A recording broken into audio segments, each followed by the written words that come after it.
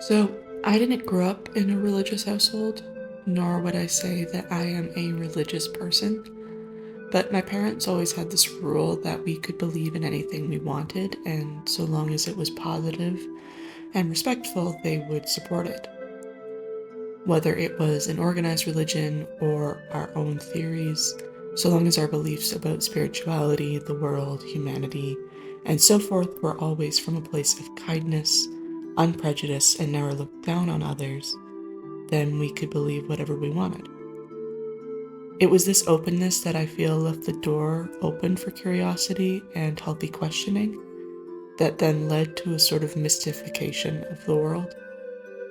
I would find myself drawn to all sorts of religions, legends, and spiritual practices, less so from a perspective of wanting to find something to fully explain the world and my place in it, but more so as various windows from which I could view and admire human existence.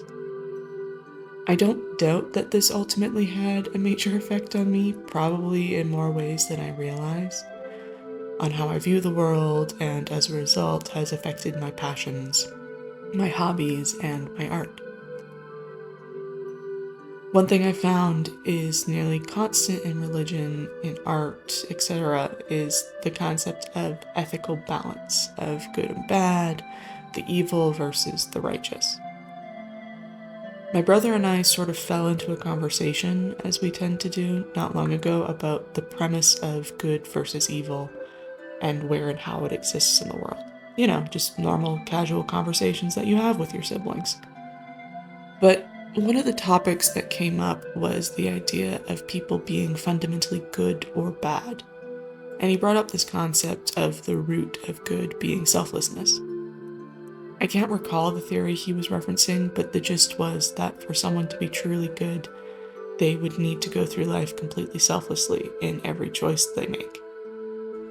However, the nature of society and how people generally act would show that not only is this unlikely, but nearly impossible.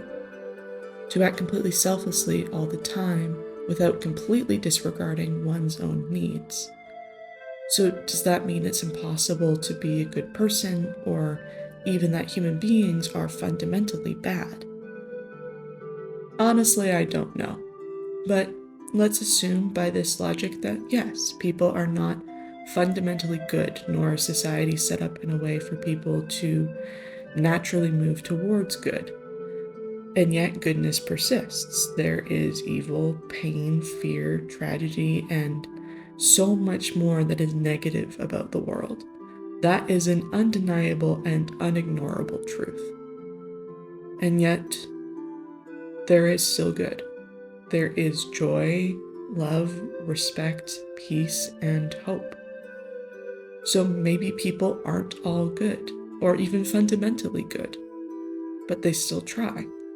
Perhaps what matters is not our predispositions, but our active choices and decisions we make.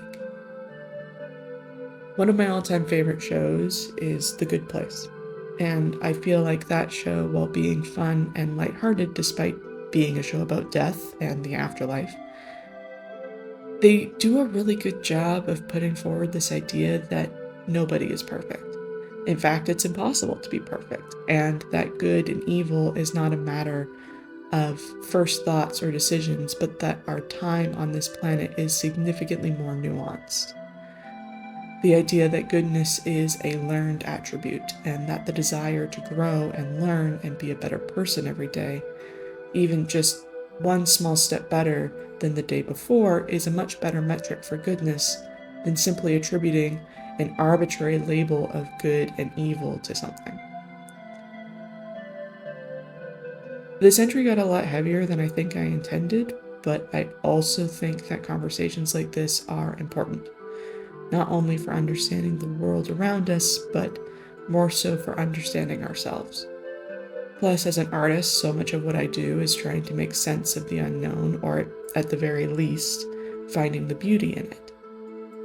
If you enjoyed this slightly more philosophical conversation, let me know, as I think I'd like to do more commentaries like this.